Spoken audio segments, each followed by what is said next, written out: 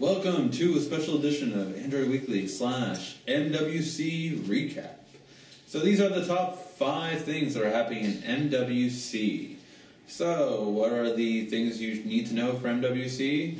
Well, HP is going to have a 7-inch Android tablet with Beats audio in tow. The device will be only a dual-core processor, but 1.6 gigahertz. It will be 1024 by 600 screen, so about the same screen quality as some of the lower-end tablets. 3 megapixel rear camera and 8 gigs internal storage with an SD card slot. But, of course, the biggest importance of this device is that it is $170 for an Android device. So that's pretty good. The battery life is estimated to be about 5 hours, which, again, is geared towards a entry-level Android device. The main person that should be worried about this HP tablet would be both Kindle Fire and Acer, as it really is cutting them under in price. So for $199, I think the Nexus is safe with 16 gigs as well as a quad-core processor. And number two is Firefox has an OS coming out. Now, it will be due to come out in 2014, so next year. This will have Firefox, obviously, heavy influence, so built into the OS, definitely for web browsing, but nothing too special as of yet. Who's going to be backing this? What manufacturers will make this? Well, a couple of different ones, such as ZTE, Alcatel, Huawei, and LG. The 3 first ones are Chinese companies that are very big in China and starting to come into the global market more effectively. And also LG, which is trying to find its niche as it can't seem to do a completely perfect job in Android and is having still issues with other OSs. So it's going to be interesting to see how far they'll go in Firefox. So far, the only devices we've really seen are really entry-level. Nothing too, you can definitely tell it's entry-level devices, but we'll see how they'll do later on. Practically, I would bet on Ubuntu a lot more than the Firefox OS, but we'll see how it goes. NVIDIA Tegra 4. NVIDIA Tegra 4 showed off its benchmarks at MWC, and they were amazing. It is about 4 times better than the current Tegra 3 in benchmark test for Quadrant. It is about more than 3 times better in Antutu, and it just has really shown that unprecedented benchmarks. Even compared to the Snapdragon 600, this one is scoring a lot higher. Now, of course, the difference between the Snapdragon compared to the Tegra 3 was the Snapdragon was a lot better in day-to-day use compared to Tegra. So will the Tegra 4 be all only benchmarks, or will it have really great regular usage? Quite frankly, I think it'll do a good job no matter what, but I'm really curious to see how it'll turn out in the end and which one will be the best performer overall. And Samsung. Samsung said they weren't going to make any big announcements at MWC, and they lied. So, first big thing, of course, is the Note 8. The Note 8-inch, of course, has been official, and it looks pretty dashing, if I might say so myself. The Note 8-inch has a lot of really nice things going for it. It's basically the same specs as the Note 10.1 or the Note 2. So you have an Exynos quad-core processor with 2 gigs of RAM. You have a really nice screen, 800 by or 1280 by 800, so beating out other 7.9-inch tablets such as like the iPad on the market. And it really just shows how Samsung's kind of evolved on the tablet realm. Now, Samsung, to its credit, was the very first device that had 7-inch tablets. And I have to say that most of the reviewers in MWC have done a very poor job of giving it justice over there. I have to say I was a bit disappointed when I kept hearing them say, oh, it has a universal remote control, just like the HTC One does. like HTC was the first one that came up with it when Samsung has had the universal remote control built into it since their 7.7-inch tablet, I believe.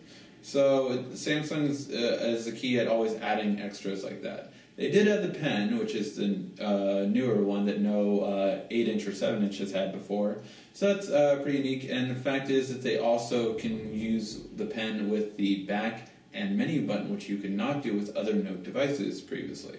So those are the few differences. Besides that, we do also have the ability to use AirView on different apps, such as Flipboard now will support AirView. Lastly, they do have the awesome Note, which was previously only on Apple, now over to exclusively on the Note 8-inch for a little while. So if you are a fan of awesome Note, it's coming to Android first with the Note 8.0, and then like Flipboard, it'll eventually probably go into other devices. Another nice thing to note is that it is 16 and 32 gigs with 64 gig expandability with a microSD card. And finally, when is it being released? Well, we expect it in Q2. However, no specifics on the US yet. We have been basically kind of what seems like that the US will have not only a Wi-Fi but an LTE version, and that 3G with calling ability will be a global version. Again, something the reviewers were like, oh my god, it's a phone. Yes, every 7-inch tablet international version has been a phone. Really frustrating when those people get to go to those kind of places and I don't, and they don't know how to review. Just saying. Just saying. Alright, and the last main announcement, of course, was Samsung's other device that they showed, which was Homesync. Homesync is a really great idea, I think great concept. I'm really interested to see how this device, I think pricing will be a key factor in this. Now, Homesync is really nice because what it is, it's a terabyte of storage with Android on it. That's pretty much all that I needed to hear, and I knew I was going to buy this device. But let's go further. It has a 1.7 dual-core processor, and 1 gig of RAM. So okay in terms of typical. I would say in terms of typical speed wise. It does have Bluetooth 4.0 and a USB 3.0 port. So say you connect things like a keyboard and mouse through Bluetooth or through USB to the device, and then basically use this with an HDMI port to your TV. So it's basically essentially have an Android on your TV, but it gets even better. You can actually use your phone, such as a Galaxy S3 or a Note 2, as either one of two things, as a trackpad, so you can actually move on your phone and it will move the cursor like a mouse, or you can actually do something kind of like AirView or like a Wiimote does, where you have a motion on your, where it uses the accelerometer on the phone to move the mouse cursor. So that's really nice. I'm very excited about that. I saw the demo of it. Really, really nice. Now, it says that it will be sometime available in April, but no word on price and no word on where, when, and how, and everything like that. But I'm really excited for it. Of course, one of the big things is that it will be connected to the internet, which essentially can mean that you definitely can access it from Samsung device that uses All-Share Play. So if you have an S3 or a Note 2 or even a Note 10.1 or Note 8.0, then you will be able to access this external hard drive remotely from anywhere that has internet. So really nice, the fact that you have essentially a terabyte of storage everywhere you go. I'm pretty excited about that. Hopefully you guys are too. Alright guys, so those were the main stories, of course.